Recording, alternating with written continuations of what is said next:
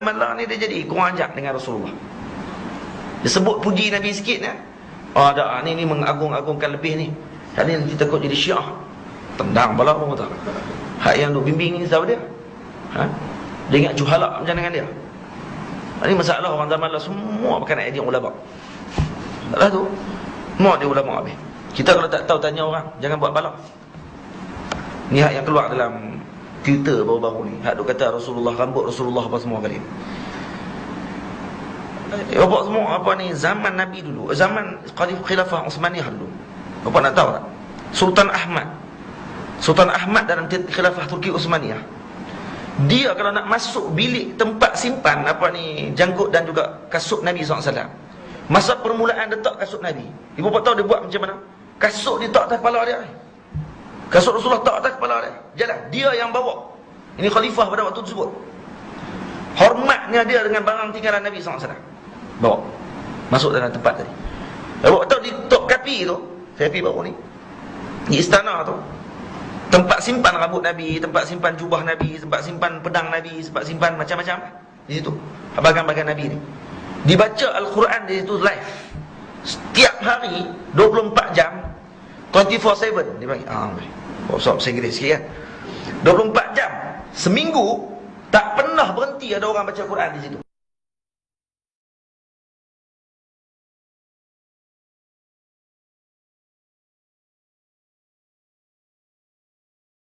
Bukan buka kaset Masyari ke apa.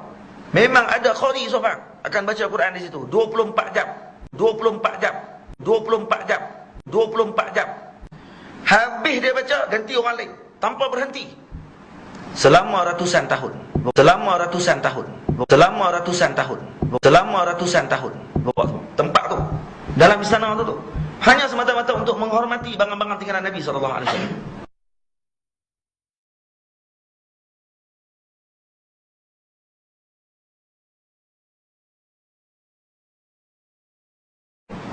Berkat sungguh tempat tu. Kalau kita masuk dia rasa lain. Berkat sungguh tempat tu. Kalau kita masuk dia rasa lain. Berkat sungguh tempat tu. Kalau kita masuk dia rasa lain. Berkat sungguh tempat tu. Kalau kita masuk dia rasa lain.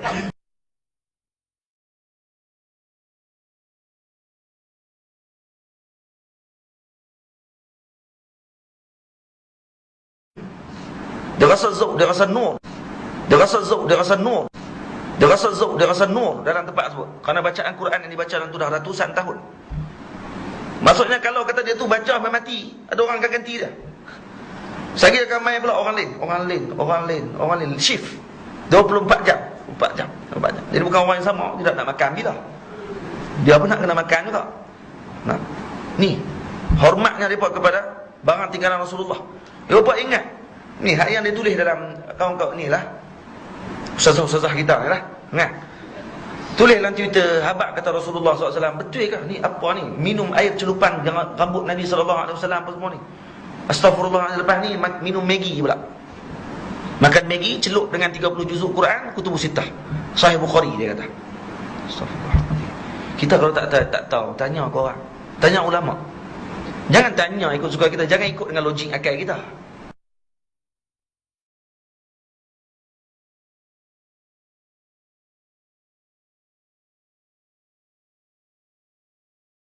Nah, Sayyidina Khalid Al-Walid radhiyallahu ta'ala anhu, bila ditanya macam mana kamu boleh menang perang setiap kali perang, maka dia keluarkan daripada ni topi perang dia ni ada helaian rambut. Dia kata, kerana ni aku perang. Dia kata, kerana ni aku menang perang. Rambut Nabi SAW yang sentiasa dibawa dan diselitkan di serban dia. Dia sanggup kalau topi perang dia terjatuh, orang nak main pancung, dia pancung lah waktu tu, tak ada masalah. Yang penting dia kena ambil dulu rambut tadi dan cium dan letakkan balik di kepala, baru dia akan perang balik. Itu dia. Dia ingat nak pilih rambut Nabi, nak letak di Tok Kapi tu, dia ingat pakai cabut-cabut rambut orang lah. Buat main salat tu. Tak, saya dah minta bagi orang yang keluar benda ni, saya nak salat tu. Saya dah buat analisa. Buat main salat tu. Tak, saya dah minta bagi orang yang keluar benda ni, saya nak salat tu. Saya dah buat analisa. Dia tak, oh ni dia, okey. Tak. Saya sebut kan sebelum ni kan. Dia tes macam mana? Suluh dulu. Nah, Asy-Syukhairi, seorang imam, salah seorang imam pada zaman Khilafah Utsmaniyah, disuluh dulu rambut tadi. Kalau ada bayang ini bukan rambut Nabi. Rambut kita ada bayang. Cuma ambil rambut kita selai, duduk dalam gelap. Cuba kita suluh tengok. Ada bayang tak? Tengok tak ada bayang. Tak ada bayang tu mata kita silap pun. Ha? Memang ada bayangnya. Kalau ada agak garis sikit. Bohonglah kalau tak ada bayang. Rambut Nabi tidak ada bayang. Soalan suluh tak ada apa. Ha, ini rambut Nabi SAW. Maka disimpan. Diberikan kewangan kepada orang yang simpan rambut Nabi tadi.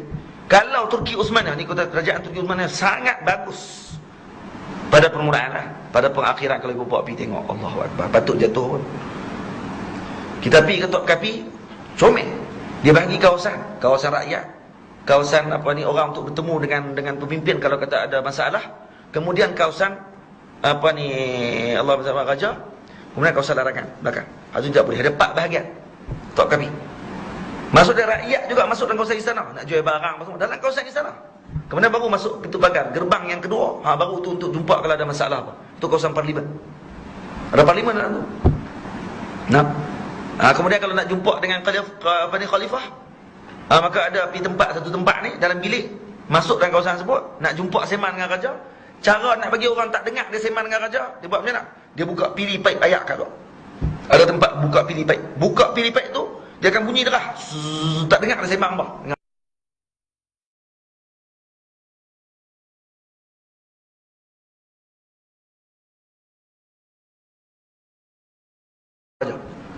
Jadi dia akan cerita kat khalifah apa masalah apa semua kali, orang tak akan dengar. Bijak sungguh. Dia punya susunan dia tu. Comel. Kena pergi Turki. Kena pergi tengok. Pergi orang terang bagi betul ya. Pergi tengok saja datang apa datang ni tau. Tak ada orang terang tak kenal jugalah. Sultan Ahmad bapak semua kalau pergi ke apa ni? Blue Mosque. Kan? Masjid Sultan Ahmad tu. Kalau tengok dekat pintu gerbang dia letakkan ada tali apa ni, rantai sini, kemudian rantai gini. Jadi ada yang bawa kami ini, dia tanya, kenapa dia letakkan rantai ni? Dia tak tahu. Dia kata dulu, Sultan kalau main masuk ke dalam masjid, dia naik kuda. Dia takut nanti kalau dia masuk dalam masjid dalam keadaan enggah, dia naik kuda. Maka dia letakkan rantai itu sebab dia bila nak masuk, dia akan teringat untuk tunduk bila masuk masjid. Maka dia akan tunduk dulu. Lepas tu dia letak rantai tu. Rantai tu sampai lah dah. Tak rantai besi tu. Jadi bila nak lalu, naik kuda besar, kalau tak tunduk, sangkut kepala kat situ, maka dia akan tunduk untuk menghormati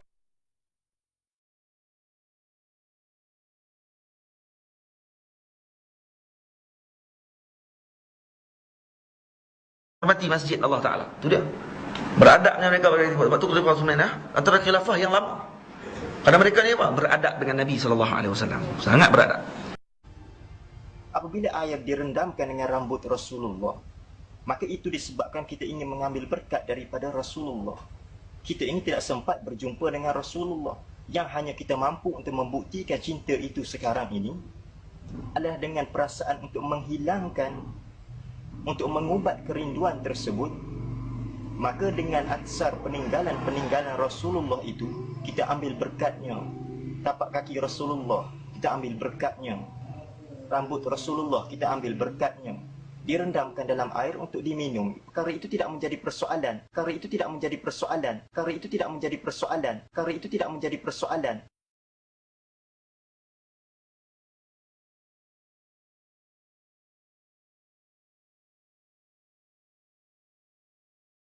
Kerana perkara ini dilakukan oleh ulama yang terlebih awal daripada kita, yang mana ulama-ulama tersebut lebih mulia dan jauh jernih hatinya berbanding kita yang ada sekarang ini. Golongan yang kononnya ingin mengkaji, lalu memberikan alasan sesat syirik bid'ah, menuduh sesat syirik bid'ah kepada puak-puak yang minum air yang direndam rambut Rasulullah. Puak ini adalah puak yang jahil, puak yang jahil, puak yang jahil. Sejauh mana kajian kamu berbanding ulama yang terlebih awal mengkaji daripada kamu? Sayyidina Khalid Al-Walid radhiyallahu ta'ala anhu, sahabat Rasulullah. Beliau sentiasa menang dalam setiap peperangan, dan apabila ditanya oleh sahabat yang lain macam mana beliau boleh menang dalam setiap peperangan, beliau mengatakan dan mencabut rambut daripada rambut diletakkan di topi beliau, topi perang beliau, dan menunjukkan bahawa aku menang peperangan disebabkan rambut ini. Rambut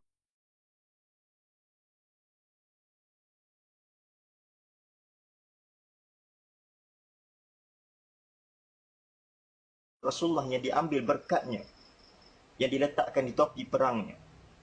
Sayyidina Khalid Al-Walid radhiyallahu taala anhu, sahabat Rasulullah. Imam Ahmad bin Hanbal rahimahullahu taala, seorang imam besar yang hatinya jauh lebih jernih daripada orang yang mengatakan sesat, syirik, bid'ah. Kepada mereka yang minum air yang direndam rambut Rasulullah, hati beliau Imam Ahmad bin Hanbal jauh lebih jernih daripada orang yang mengatakan perkataan tersebut. Dan Imam Ahmad bin Hanbal jauh lebih tinggi ilmunya berbanding orang yang mengatakan perkataan tersebut. Imam Ahmad bin Hanbal bukan sekadar merendam air yang direndam dengan rambut Rasulullah, bahkan beliau merendam rambut Rasul dalam setiap makanan beliau.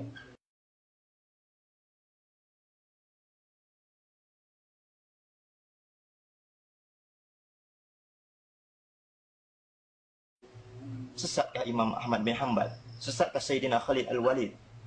Dalam sebuah hadis riwayat Sahih Bukhari, sahabat berebut-rebut untuk mengambil rambut Rasulullah semasa Rasulullah bercukur. Sesatkah sahabat yang mengambil berkat Rasulullah?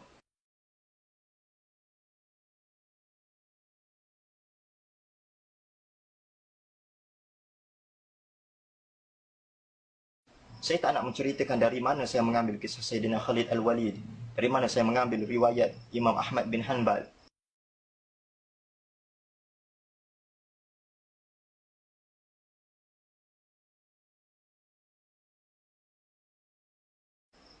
Sebab kononnya golongan yang menghina, yang menuduh sesat, syirik, bid'ah kepada mereka-mereka yang meminum air daripada rambut Rasulullah, kononnya golongan ini sangat banyak mengkaji dan kononnya ilmu lebih tinggi sehingga hilang adab terhadap ulama-ulama dan tuan guru. Jika kalian memiliki ilmu yang kononnya terlalu tinggi, tidak perlu untuk saya ceritakan dari mana saya mengambil riwayat Sayyidina Khalid Al-Walid radhiyallahu anhu. Dan kalian akan tahu betapa sahihnya riwayat ini. Betapa sahihnya riwayat ini. Betapa sahihnya riwayat ini. Betapa sahihnya riwayat ini. Betapa sahihnya riwayat ini.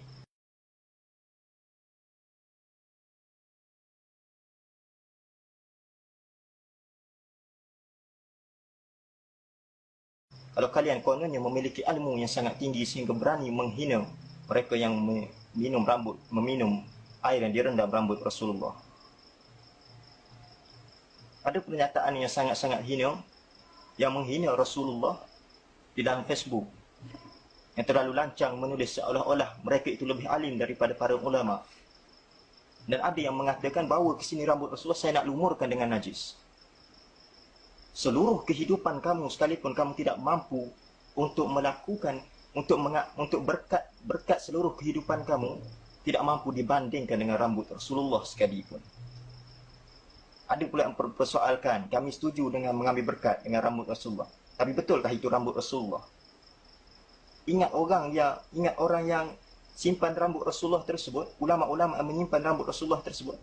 Ingat ulama dulu-dulu yang mengambil rambut Rasulullah itu, diambil rambut orang suka hati, lepas tu mengatakan hadza sya'r Rasulullah.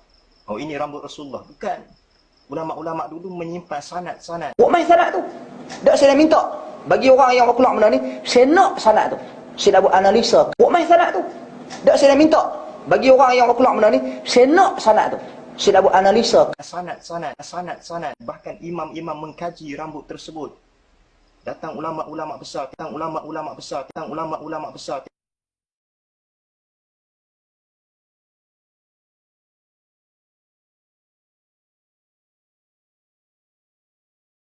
Tengok betul ke rambut Rasulullah, disuluhkan dengan lampu dan sebagainya. Bukan main ambil rambut sesuka hati, mereka nak ambil kat mana. Ni yang ulama buat. Datang kita zaman sekarang, ilmu tak ada, mengkaji sesuka hati. Buka buku sana, buka buku sini, mundar mandir mengkaji ilmu kononnya. Dan mengatakan hadza bid'ah, hadza syirik. Syirik. Tidak habis mengatakan syirik kepada umat Islam. Nabi sendiri berpesan dalam hadis,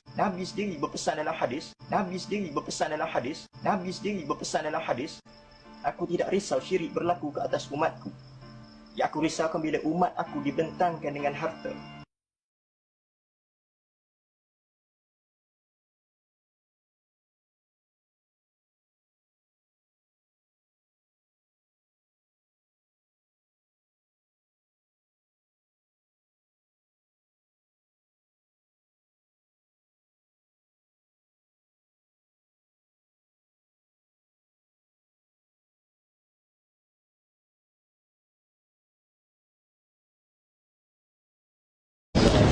Adakah tabaruk berkat rambut Nabi masih wujud setelah wafat. Tadi saya sebut sahabat menganggap masih ada.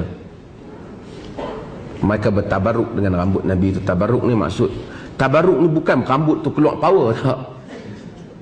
Macam ni, kita anggap Nabi ni Allah limpahkan kepada dia keberkatan, kurniaan. Maka apa yang terbabit dengan Nabi, kuku Nabi, rambut Nabi ada keberkatan, maksudnya hasil daripada kurniaan Tuhan tu, limpahan tu. Jadi ada sahabat yang memang suka dia pegang rambut Nabi, dia letak di pipi mereka. Tapi mereka tak kata dengan jadi rambut ni mereka terus jadi Muslim yang baik kerana ada rambut tu. Abu Ayyub Al-Ansari, Nabi tidur di rumah dia. Dia ambil apa? Peluh Nabi SAW. Tu pun dia tak jual peluh tu. Bulan putih bagi orang tak ada. Abdul Rahman bin Auf niaga, dia pun tak jual aku ambil apa-apa. Nabi main selendang apa rendam ke je aku pasal Madinah, tak ada. Benda ni orang pun tak buat.